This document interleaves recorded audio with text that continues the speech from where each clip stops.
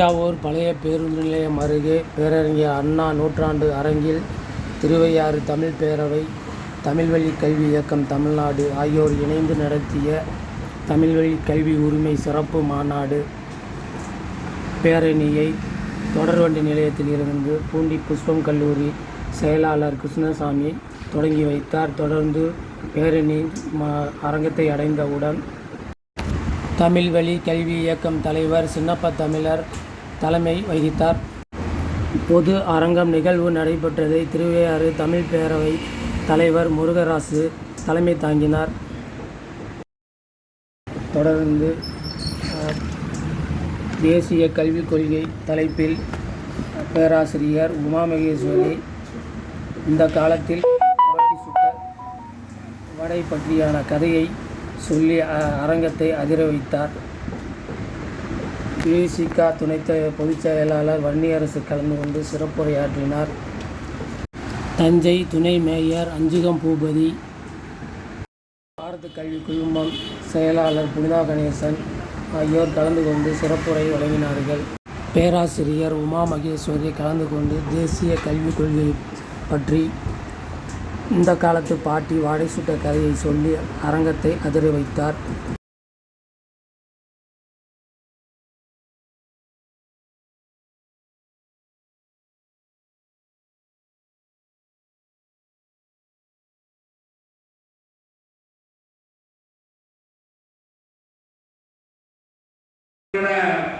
சுந்தரராஜன் அவர்களின் தலைமையிலான தமிழ்ச்சங்கம் இயக்கமும் அப்படியே நேர்த்து போய்விட்டது. நம்முடைய தமிழ் பாதுகாப்பு இயக்கம் மருத்துவர் ராமதாஸ் அவர்கள் இதோடு இணைந்து செயல்பட்டார்கள். ஐயா நெடுமாறன் போன்றவர்கள் செயல்பட்டார்கள். அரசியலுடைய சதியினாலோ அரசியலுடைய பின்னணியினாலோ அது அப்படியே நின்றுவிட்டது. ஆனால் இன்றைக்கு அந்த கோரிக்கை நீண்ட காலமாக நாம் வைக்கின்ற அந்த கோரிக்கை என்பது நீதிமன்றங்களில் நம்முடைய தாய்மொழி இருக்க வேண்டும், கல்வி நிலையங்களில் தாய்மொழி இருக்க வேண்டும், இப்படி எல்லா நிலைகளிலும் தாய்மொழி இருக்க வேண்டும் என்பதற்கான ஒரு கோரிக்கை தொடர்ந்து நாம் முன்வைக்கின்றோம். தமிழ் பாதுகாப்பு இயக்கம் நடத்திய பொழுது நாம் வைத்த முக்கியமான கோரிக்கை, அன்றைக்கு கலைஞர் அவர்கள் முதலமைச்சராக இருக்கும் பொழுது முக்கியமான கோரிக்கை வைத்திருந்தோம். பெயர் பலகைகள் தமிழ், அதாவது வணிக நிறுவனங்களில் தமிழ் இருக்க வேண்டும் என்கின்ற கோரிக்கையை முன்வைத்து, அப்படி அந்த தமிழ் பெயரை பலகை இல்லை என்றால் அபராதம் போடுகின்ற இடத்திலே கலைஞர் அவர்கள் அன்றைக்கு அதை ஏற்பு செய்தார்கள். அது மட்டுமல்ல, திரைப்படங்களுக்கு தமிழ் பெயரை சூட்டினால் வரி விதிவிலக்கு என்பதையும் நம்முடைய கலைஞர் அவர்கள் அன்றைக்கு முதலமைச்சராக இருக்கும் பொழுது அறிவித்திருந்தார்கள்.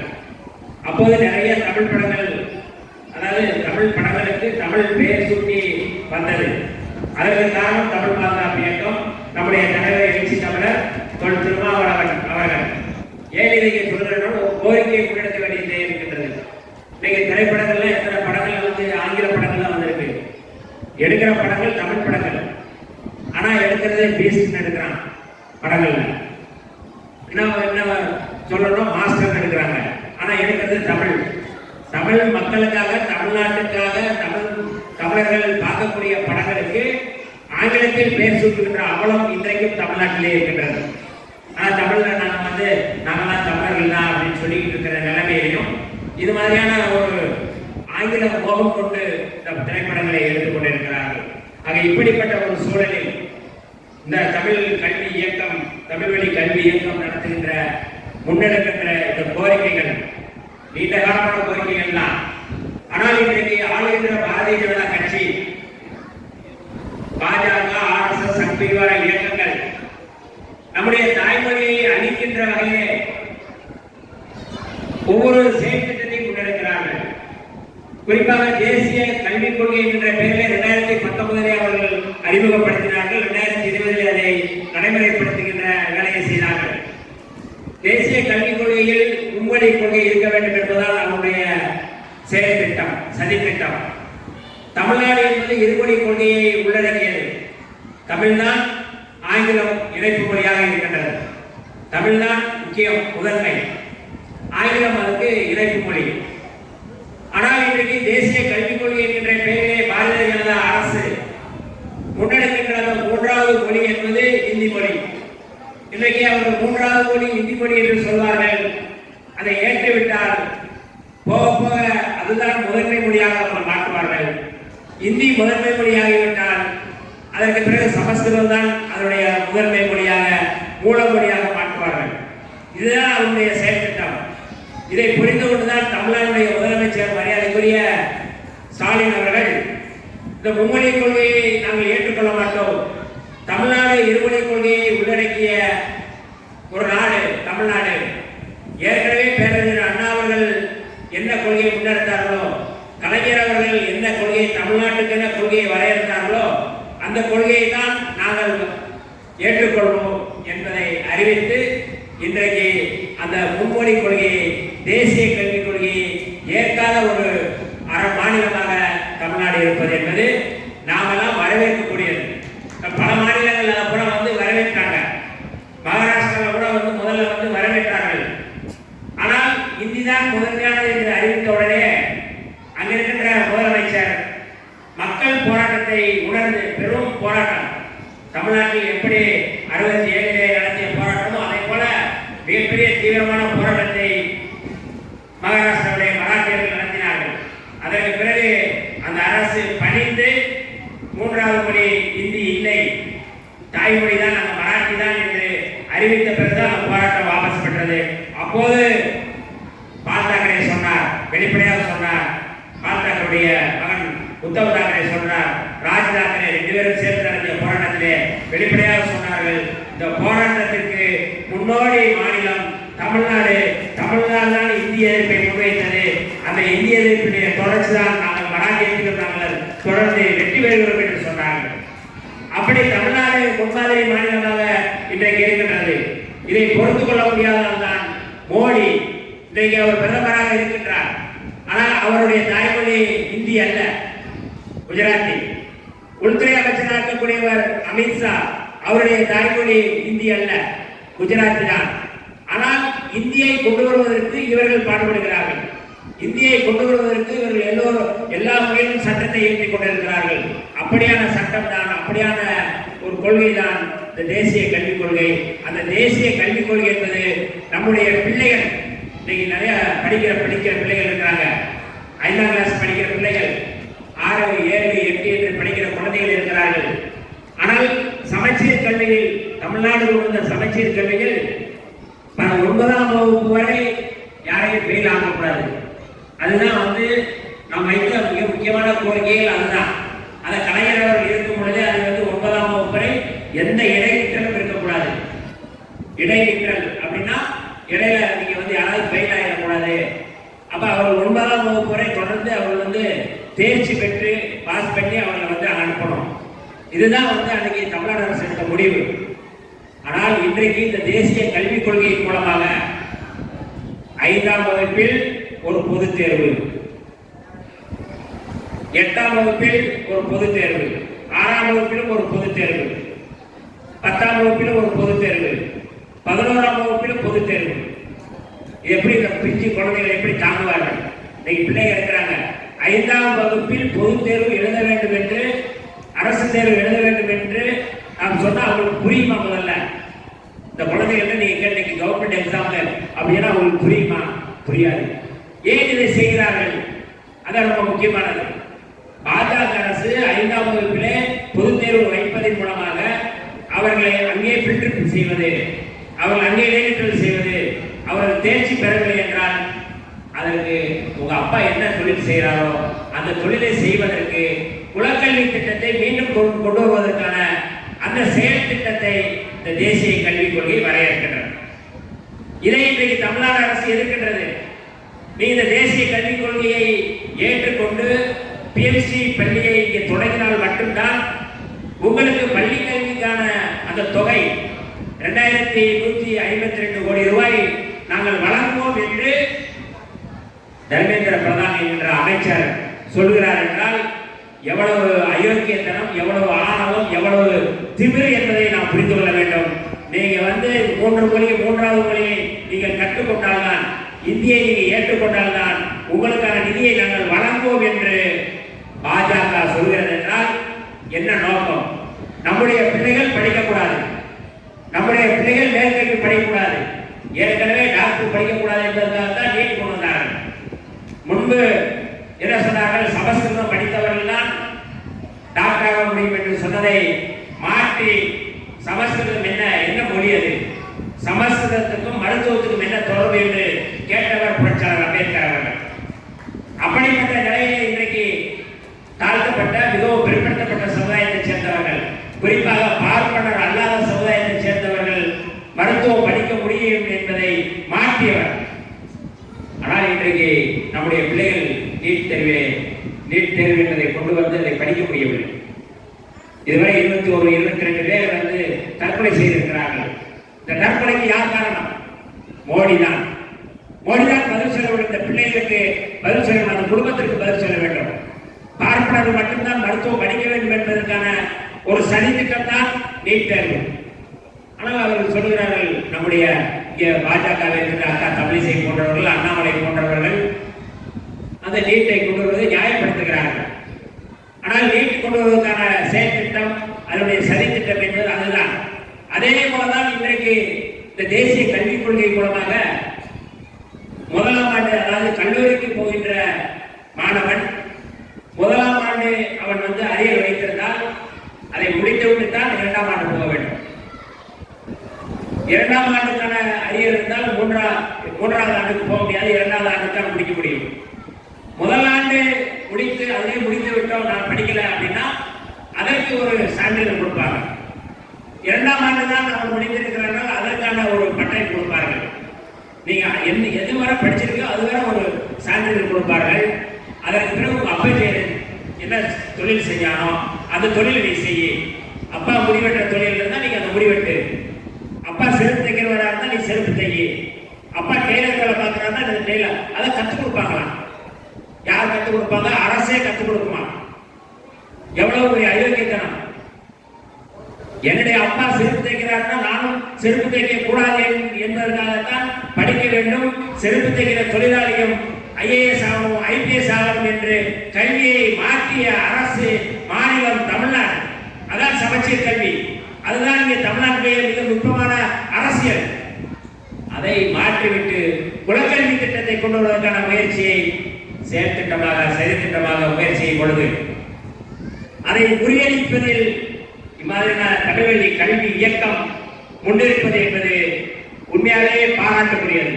எல்லோரும் வேறு வேறு கோரிக்கை நாம் வைத்திருக்கின்றோம். ஆனால் மிக முக்கியமாக அடிப்படையில் கல்விதான் நுட்பமானது, அதுதான் முதன்மையானது. கல்வியில் கை வைத்தால்தான் தமிழர்களுடைய ஆட்சி மாற்றங்கள், தமிழர்களுடைய அரசியலை தீர்மானிக்க முடியும் என்ற அடிப்படையில் தான் பாஜக அரசு இந்த பஞ்சக விலையை தேசிய கல்விக் கொள்கை என்ற பெயரை நடத்துகின்றது. அதற்கு மாற்றாக தான் தமிழ்நாடு அரசு தமிழ்நாடு கல்வி திட்டத்தை கடந்த மாதம் மரியாதைக்குரிய நம்முடைய அன்பில் பொய்யாமொழி அவர்கள், மகேஷ் அவர்கள் அந்த செயல் திட்டத்தை வெளிப்படையாக அறிவித்திருந்தார்கள். அந்த செயல் திட்டம் இந்த சமச்சீர் கல்வியோடு அதை வலியுறுத்துகின்ற அந்த செயல் திட்டத்தோடு தமிழ் வழியை வலியுறுத்துகின்ற நீதிமன்றத்தில் தமிழ் இருக்க வேண்டும், அதே போல வந்து எங்கும் தமிழ் எதிரும் தமிழ் இருக்க வேண்டும், பெயர் பலகையில் தமிழ் இருக்க வேண்டும், கல்விகளிலே தமிழ் இருக்க வேண்டும். இவர்கள் சொன்ன முக்கியமான கோரிக்கைகளில் மழலை கல்வி தொடங்கி மேற்கல்வி அனைத்திலும் தமிழ் வழி இருக்க வேண்டும். தமிழ் வழியில் படித்தவர்களுக்கு மட்டுமே தமிழ்நாட்டில் கட்டாயம் வேலை வழங்க வேண்டும். பெயர் பலகைகளில் தமிழ் எழுதுவோரும் அரசாணையை முழுமையாக நடைமுறைப்படுத்த வேண்டும். போட்டித் தேர்வுகள் அனைத்தும் தமிழ் மொழியில் மட்டுமே நடத்த வேண்டும். தில்லி ஒன்றிய அரசு பிடிக்கிக் கொண்ட தமிழ்நாட்டு கல்வியை மாநில பட்டியலுக்கு திரும்ப கொண்டு வர வேண்டும். இந்த அத்தனை கோரிக்கைகளையும் விடுதலை சிறுத்தைகள் உங்களுடைய பலத்த கடவுளையோடு நாங்கள் வரவேற்கிறோம். ஏன்னா ரொம்ப முக்கியமானது. ஏற்கனவே பொதுப்பட்டியலில் இருக்கிற கல்வி ஏற்கனவே மாநில பட்டியலில் இருந்தது. ஜெயலலிதா நம்முடைய இந்திரா காந்தி அம்மையார் இருந்தபோது எமர்ஜென்சி காலத்திலே அது வந்து பொதுப்பட்டியலுக்கு வந்தது. அதிகாரம் என்பது 3 வகையாக பிரிக்கப்பட்டிருக்கிறது.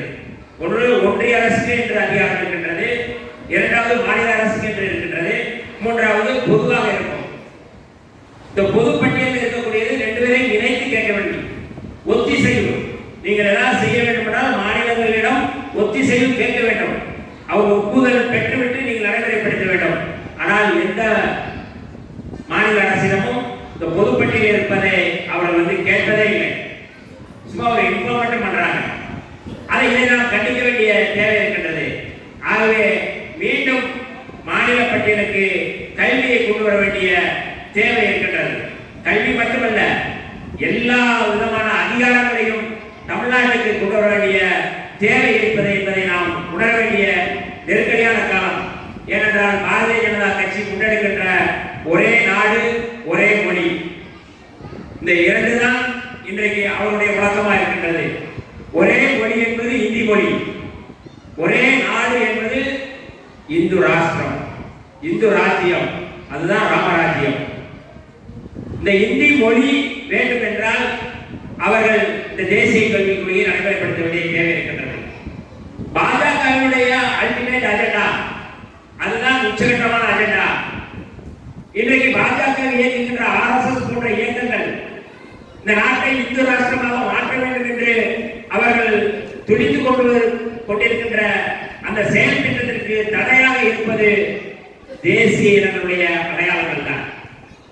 தேசிய இனங்கள் தமிழர், மலையாளி, குஜராத்தி, மணிப்பூரி, காஷ்மீரி, இப்படியான தேசிய இனங்களுடைய அடையாளங்களை அழித்துவிட்டு ஒரே மொழி, அது இந்தி மொழி, ஒரே நாடு, அது இந்து ராஷ்டிரம். இந்து ராஷ்டிரம் என்பதை அமைப்பதற்கான ஒரு அஜெண்டாவை தான் அவர்கள் அமைத்துக் கொண்டிருக்கிறார்கள். இந்து ராஜ்யத்திற்குள் முஸ்லிம்கள் அங்கே பாதுகாப்பாக இருக்க மாட்டார்கள், தமிழர்கள் அங்கே பாதுகாப்பாக இருக்க மாட்டார்கள், கிறிஸ்தவர்கள் பாதுகாப்பாக இருக்க முடியாது.